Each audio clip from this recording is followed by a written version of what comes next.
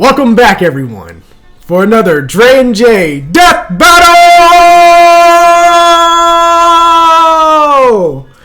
In this corner, your challenger, coming in with a 7-7 Death Battle prediction record, Javante Jones! No celebration, guys. Back on a losing streak. We lost our hype again, so shit. And not our wave no more. And last year's champion, leading this year with 11-3 Death Battle record, DeAndre Jones. And we're here today to do a Death Battle reaction to AntMan versus Adam, Marvel versus DC. This one was just released this past Monday. So very excited to check this one out. Yeah, we're gonna see what's up. We're gonna see. I don't know who to pick. We're gonna see what happens. Yeah, I'm still deciding. I gotta see what they gonna say. Let me see what they go with. They're kind of the same, like, characters, same powers, except Ant-Man just involved with ants. Yeah, you know. That's what I'm saying. Yeah, I'm gonna wait to get before I give my prediction too. So without further ado, let's get this shit started. This episode is sponsored by BetterHelp and Mint Mobile.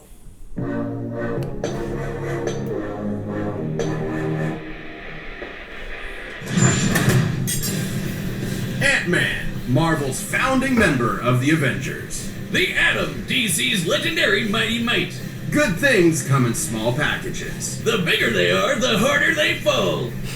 We're just trying to get these out of the way. He's Wiz and I'm Boomstick. And it's our job to analyze their weapons, armor, and skills to find out who would win a death battle. Did you know that ants can lift 50 times their own body weight? That'd be like if you lifted a car straight over your head. I did, thanks to my fun fact of the day calendar. Also, Hawaiian pizza was invented in Canada yesterday. Well, I bet your calendar didn't tell you that Dr. Henry Pym, aka Hank, was considered a genius at a very early age. By 3 years old, doctors declared that he was smarter than both his parents combined. He eventually majored in biochemistry and became one of the most successful scientists in his field. He had big ideas about shrinking the size of cargo to reduce shipping costs. Logistics. All of which made him a laughingstock in the scientific community and sparked a long-lasting insecurity and need to prove himself. But he did it! He developed a working serum! He went from laughingstock to Christmas stocking! The much better stuff, right behind Bean and Life. So, naturally, he tested the serum on himself, like any self-respecting scientist would, and shrank down to the size of an ant. And just when things started going south, a sweet little ant, let's call her Aunt Hathaway, swooped in and led Hank safely back to his lab where he could return to full size. Hank then harnessed the serum and became the superhero, AntMan. Along with his new identity came a fascination in entomology, which makes total sense. Ants are fascinating. Did you know that ants can talk to each other in a bunch of different ways? Through touch, sound, or even sharing information by barfing at each other. It's actually called trophallaxis, and they're not barfing, per se. It's more like passing food mouth to mouth. Gross! Hank figured out how to communicate with his new pets. Not by barfing, but by creating a cybernetic helmet that mirrors an ant's antenna. And he's even developed genuine relationships with some ants, like Ulysses S. Ant here. But he didn't stop there. Hank developed a lot of amazing tech like a stinger pistol that focuses his bioenergy into a stun beam, and image-inducing camouflage to mask himself as an ant. It worked so well it fooled Reed Richards, the smartest guy on the planet. He also built a suit that runs on that nifty serum he made back in his lab. It lets him shrink thanks to the newly discovered Pym particles. Named after himself. Classic Hank. And the Pym particle is the key to unlocking the fundamental constants of the quantum mechanics at play here. They enable you to decrease the distance between atoms. However, in order to do that, he'd have to change the Bohr radius, the ratio of electron mass to the distance the electrons orbit an atom's nucleus. Well, of course. Like how when you make a bagel pizza, you can't fit the whole pizza on the bagel. Believe me, I've tried. It's too small. You just gotta put less on. Sure, Boomstick. So the Pym particles are actually displacing mass to an alternate dimension in order to maintain that ratio. Oh, it's like having a second bagel to put the rest of your pizza on. I get it. But if that were true, he shouldn't be able to punch with full-size strength if he has less mass. And he's definitely lighter, because otherwise he'd crush the sweet antsy rides like Vince AntMan Go here. His mass is being replaced with massless neutrinos, but that doesn't adequately explain how he can have less mass and seemingly more mass at the same time. Sure it does, Wiz. Trust him and his particles. Look at the guy. He's explaining the whole thing while wearing a lab coat. What's more trustworthy than that? You're the exception. You think you understand this? Of course. He's small but strong. You said something about a 4, so I guess you wanted ham on that pizza, but I already made the pizza. Will you take that coat off? No. Regardless, there is virtually no limit to Hank's ability to shrink. He can go beyond subatomic down to the underspace, a plane of existence below all realities in the Marvel Universe. And Hank has literally changed his biology. He's rewritten his own chemical makeup to prevent anyone else from changing his size. And he's used Pym particles so much, he's now got an energy field around him that lets him change the size of people or objects on the fly, through touch or by straight up firing Pym particles in the air. He's never shy about using them either. He eventually supplied his wife, Janet Van Dyne, with some Pym tech to become the Wasp, his partner in crime fighting. The two ended up rubbing shoulders with A-listers like Thor, Iron Man, and the Hulk to take down Loki. Ant-Man and the Wasp were actually the ones that captured him and pitched the idea of forming the Avengers. Unfortunately, Hank's insecurities started to creep back in, and he felt that if he wanted to keep up with the big heroes, he was going to have to think bigger. Enter a bunch of those Pym-powered alter egos like Yellow Jacket and Giant Man, where he can grow anywhere from 12 feet tall to so big he can enter the overspace, the polar opposite of the underspace. There he met Eternity, who called him Earth's Scientist Supreme. Something he won't let you forget. Hank pushed himself to these insane heights, even though he knew the strain on his body could be fatal. But he simply didn't care and kept pushing himself. Thus, his greatest and worst creation was born, Ultron. Yep, the Tin-Man Tron was created by Hank, not Tony like the movies. But the mass murder butt thing turned out pretty much the same. Big swing and a miss there. The fallout from Ultron left Hank in a bad place, to say the least. His guilt made him feel like an utter failure, and that his best work was behind him. This led Hank to do unspeakable things. A real low-life move. And even though poor mental health doesn't excuse this behavior, it was clear that Hank needed help. He suffered multiple mental breakdowns, endured the physical toll of the Pym particles, and had bipolar disorder that went undiagnosed for years. So Hank finally did the best thing he could. He acknowledged his problems, got the help he needed, and committed to self-improvement. And with that help, Hank slowly started making things right. He rebuilt the West Coast Avengers, gave Scott Lang his blessing to become the second Ant-Man, and finally defeated Ultron. He created a backdoor Trojan infiltration code to defeat Ultron that was so advanced it went on to replicate and evolve all on its own to create a new species made up of artificial intelligence. They don't call him the god of modern AI for nothing. Hank has showed over and over again that he's an integral part of the Marvel Universe. Not just by ways of his scientific contributions or victories in battle, but by proving that heroes come in all shapes and sizes. This episode is sponsored by... I'm gonna go Ant-Man. It can be easy to You spend ain't even all seen your what the time Atom here can do. working No, I'm with gonna go your Ant-Man. family. Nah, I know. How much Go ahead. time do you actually spend on I yourself? don't Ant-Man. Therapy You know, can be an you know, important Adam asset for your actually mental health. was created Even if you before don't think you need Ant-Man, it like, right Yeah, I like a know year Ant-Man. A before. lot of these problems can be hard Some to just solve feels without right. self-reflection and Okay. outside perspective. I'm guessing they're doing Set things the way Hank they are Pym without versus realizing that maybe they could be Ray better. Palmer. Everyone can benefit from becoming the best version of themselves. Like, you know, Positive coping was a the month. like the ones that everybody knows. Ray Palmer was born your average human-sized This is also person. Scott Lang He and then grew up Ryan in the Choi. Northeast, Yeah, that's studied the physics at other Ivy two famous University, versions. and did everything Mama and Papa Palmer told him to do. Probably. Everything was pretty typical for Ray until one fateful night when he took a walk to take his mind off of frustrating experiments and saw a meteor fall from the sky. He ran off to the crash and found himself a life-changing piece of a white dwarf star, and immediately started messing around with it. Who wouldn't? He discovered that he could focus ultraviolet rays through it and shrink inanimate objects. There was just one problem. When he shrunk things, they exploded. Every time. I do not see the problem. Sounds like he found a foolproof way of blowing stuff up. Case closed. Ray was determined to figure out how to shrink objects without blowing them up. But first, he went on a hike with his nature club. And as a fellow scientist, I have to question his priorities. But hey, it seems to work for him. I support it. Different heights for different mics, am I right? While in a cave, the ceiling suddenly collapsed, trapping everyone inside. After searching high and low for another exit, Ray found a small opening and had an idea. He could try to shrink himself down and get help, even if it meant he might explode before he got the chance. But he didn't explode. I hope this story has a happy ending at least. Perplexed, Ray determined there must have been something special about him that made him uniquely immune to the explosive fate. Something super scientifically convenient that we never get any more information on. So he got to work and created himself a suit to harness the power of the White Dwarf star and became the Atom! Atom uses the White Dwarf fragment to decrease his size while having control over his density, which makes a lot of sense considering that white dwarfs have the mass of a star, like the sun, but their volume is more like the Earth's, making them among the densest objects in space. Just a teaspoon of the stuff could weigh up to 100 tons. That's one strong spoon! When Atom shrinks and shifts his weight, he's actually sending his extra mass to a dimension called the Mass Zone. Where, Atom could maybe live forever.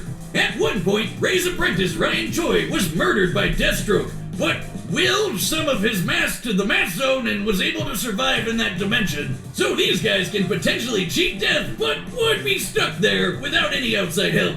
But from one scientist to another, what's most impressive is Ray's creation of the Bio Belt. That's what allows Atom to use the power of the White Dwarf and shrink while maintaining any weight, from immaterial to his full 180 pounds. There's even been times where it's stated that he was able to become almost as dense as a White Dwarf star itself for a few seconds. The belt is also how he can travel through phone lines or through the air on currents or light beams. Over time, Ray has spread out the White Dwarf power to other parts of his suit, and now the Bio Belt acts as a utility belt for his shrunken weapons and tech.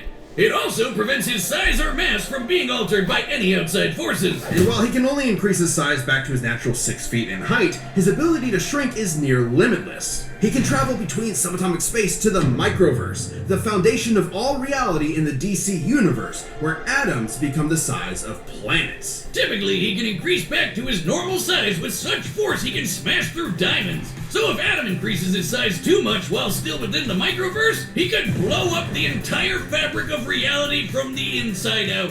Shrinking down to that size, Yeah, that means counts as a he win shrinks if you small do enough that. to rearrange atoms Shit. themselves. Yep, Ray can take individual molecules and rapidly expand them to cook up a small nuclear blast in the palm of his hand. Oh, Ray Palmer! Maybe I spoke too Hey, soon. got Yep, look at He you. also once disarmed a bomb by rearranging its atoms. At that size, he can move at the velocity of light. So fast and so randomly, he basically acted as a barrier between any and all possible atom combinations. But come on, there's no scientific explanation here for him to have superhuman senses or awareness to comprehend being everywhere at the same time. It makes total sense. If you're small enough, you can fit in almost everything, everywhere, all at once. Like how you can fit an entire pizza into a calzone, and then you have a whole pizza everywhere inside the calzone. Man, I get it. Science is pizza. No! Science is all I have! Why are you doing this to me? On top of all of Ray's amazing inventions and abilities, he's also got some more classic weapons like a laser blaster and a frickin' sword he used to fight a giant crocodile. Relative to his size. That was when Ray was believed to be dead, but was actually just stuck at 6 inches tall and stranded in the Amazon rainforest, where he encountered an alien race known as the Catarthans. And get this, he ended up leading a rebellion against their tyrant king and became the ruler of all the Cardassians. And his heroism didn't stop there. The Atom was a very well-respected hero, and was even asked to join the Justice League of America shortly after it was formed. He fought alongside Batman and his best bud, Hawkman. And you don't fight with those guys without picking up a thing or two. Impressive combat skills aside, Atom's greatest contribution to the legendary team was always his incredible mind. He once created kryptonite inside of Superman by realizing that if he gathered up enough Kryptonian protons, they would eventually become radioactive. While stranded in limbo, Atom realized that if the Flash sped up the rate of a nuclear reaction's stellar evolution to exhaust its core, they could turn a fire demon into a black hole and use it as a wormhole to get back to Earth.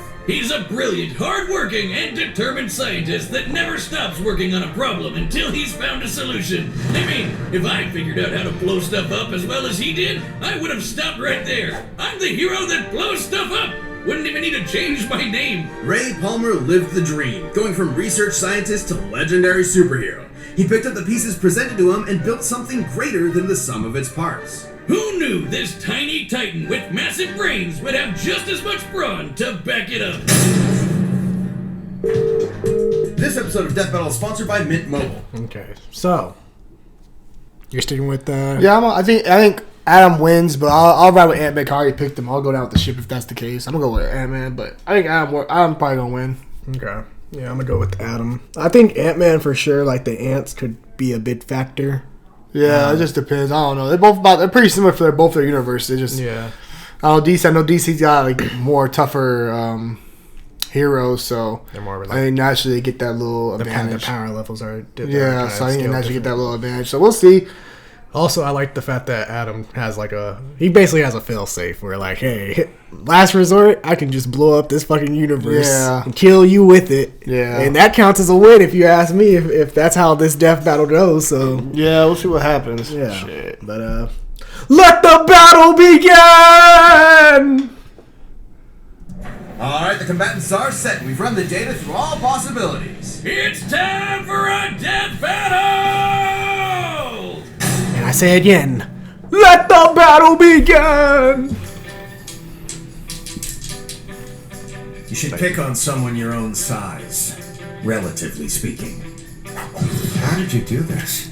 It's laced with a particle I've never seen before. They're called Pym particles, and I'm Hank Pym, Scientist Supreme. You should have knocked.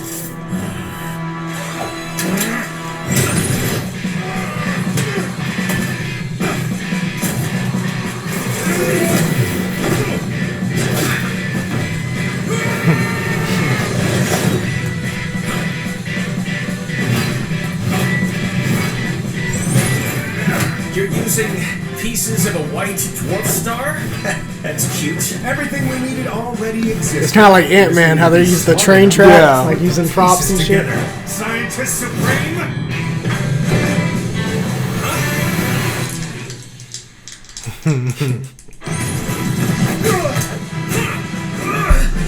Did you know that at any given moment, there are about 2.5 million ants under your feet? I mean, that makes sense, but why are you bringing that up right now?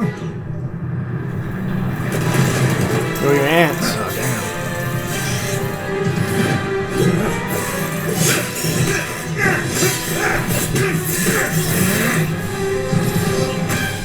Took you long enough. Okay, let's try this.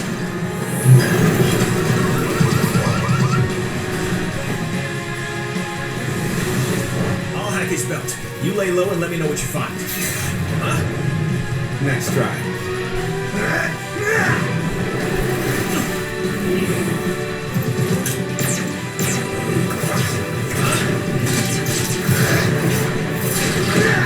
If I search every electron path in his gun and study the probability wave functions, I just might be able to! The microverse.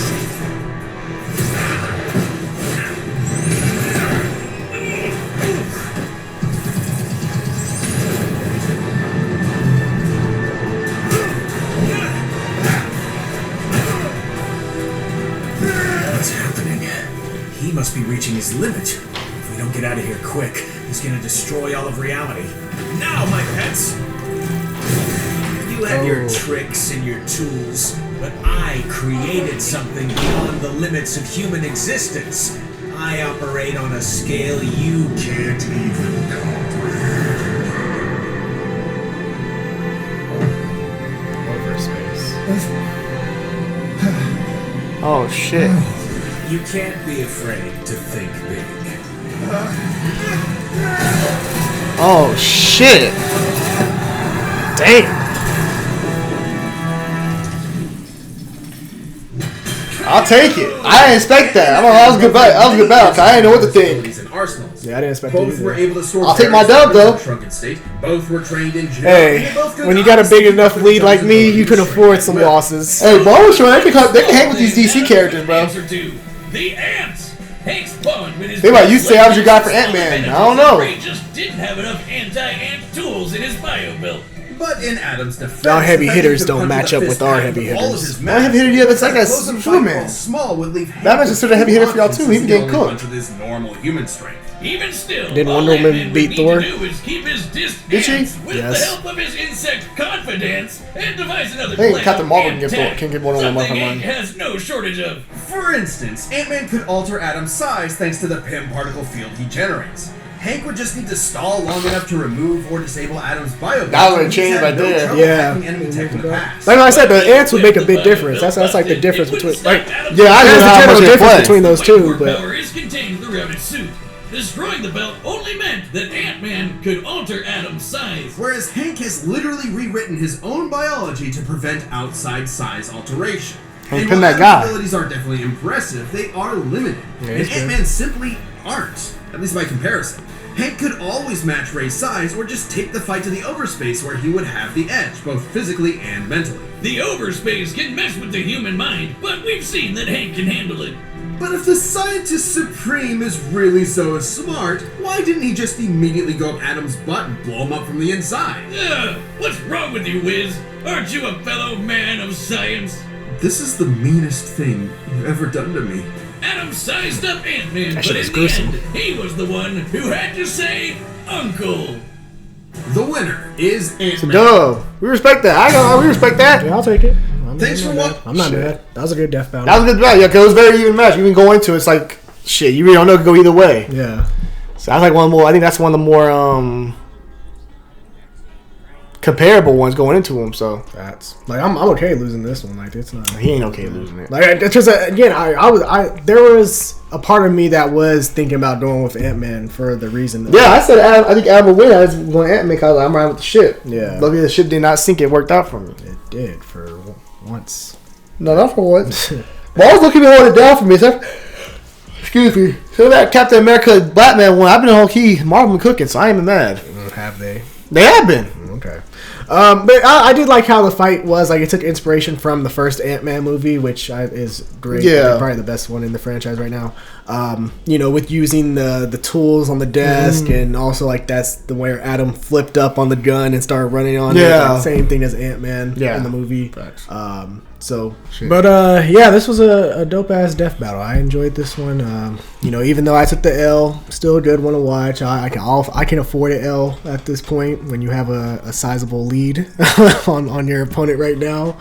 But yeah, I'm excited to see what the next one they end up doing. I know there's some others that we're gonna catch up on that people have been recommending. I know Lucy versus Carnage has been one. I think that probably might be the next one that we do. So whoever recommended that, you'll be very happy, very pleased. We'll be doing that one next time. But yeah, any lasting thoughts? Nah, I'm words? good. Shit. All good. You don't ride high. Be humble with this Never know, dub. see what happens next. Yeah, you know how that shit go. Okay.